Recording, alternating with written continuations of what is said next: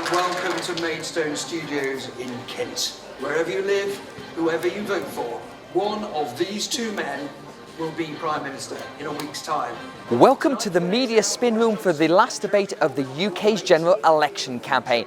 Here in sunny Maidstone, Boris Johnson has been going head-to-head with Jeremy Corbyn on the question of who should be the UK's next Prime Minister. It comes just a couple of days before the country is set to go to the polls and answer that question for itself. So who won then? Well, I've made that quite clear, actually. I'm not sure if you think... But the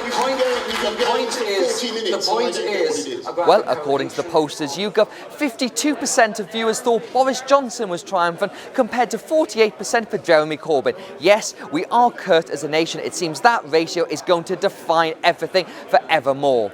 On different topics of the debate, different candidates fared better. On the issue of Brexit, Boris Johnson's clear message of "Get Brexit done" seemed to connect with the audience and got the most applause, whereas Jeremy Corbyn's stance of staying neutral came under much scrutiny and criticism. You cannot be neutral on questions like this any more, in my view, than you can try to lead this country and be neutral on the issue of Brexit. But when it came to the issue of the economy and the future of public services, the Labour leader scored better. He made the strong case for socialism over capitalism, and Boris Johnson, yes, he did struggle. Your party has presided over cuts in our NHS, increased waiting times and waiting lists, record number of people delayed in getting appointments, and a social care system that is in crisis. But the debate became rather testy at moments. Whereas Mr Johnson and Mr Corbyn clashed on the issue of racism and anti-Semitism, things got a little heated here in the spin room, particularly between Labour's Barry Gardner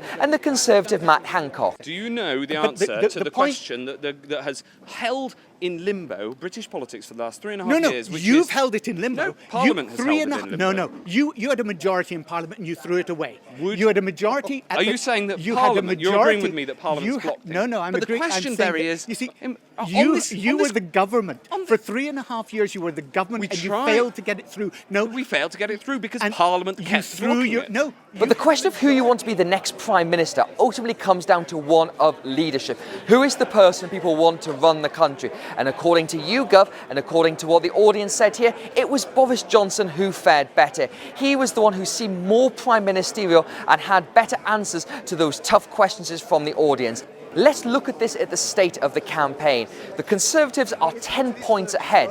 That means that with nothing changes between now and next Thursday, then Boris Johnson will be Prime Minister. And this wasn't the game-changing moment Labour needs. Jeremy Corbyn is still way behind in personality ratings, and it seems almost impossible he's going to be able to make that up between now and next Thursday. So if everything stands as it did tonight, then Boris Johnson is set to win, and the country will vote for a Conservative majority next Thursday.